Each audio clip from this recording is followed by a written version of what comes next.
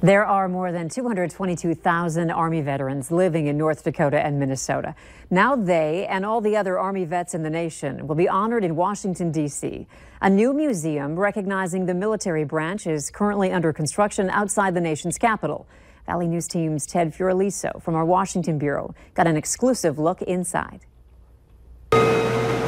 Every day, these workers are operating lifts, walking across scaffolding, and hanging from pulleys. It might not look like much now, but in just a few years, this 185,000 square foot building will be transformed.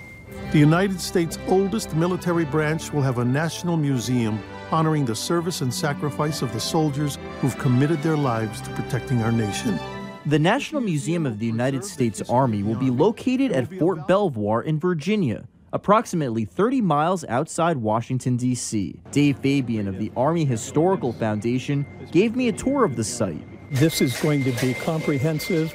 It's going to be a museum in the sense that no other museum will be able to approach it. Fabian is especially proud of the museum's Army and Society Gallery, which will explain how the Army has advanced the nation, and the Experiential Learning Center that will help student visitors test their geography, science, and technology skills. In this room, we're getting a sneak peek of some of the exhibition elements that will be on display in the museum. We've been collecting for a long time. Like you said, basically since the 1800s. Since 1814. The museum's director, Tammy Call, showed me some of the weapons, uniforms, and even musical instruments that visitors will be able to learn about. I hope that our visitors really see a reflection of themselves in our soldiers in the stories that we tell. The museum is scheduled to open in spring 2020.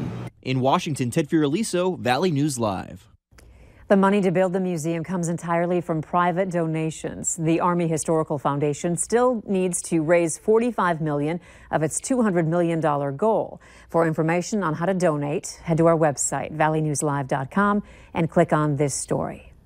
Following a dominant performance on Saturday, see where the Bison football team lands in the latest polls. That's later in sports. Up next, how a popular restaurant is giving back to the people who put themselves in danger to keep us safe.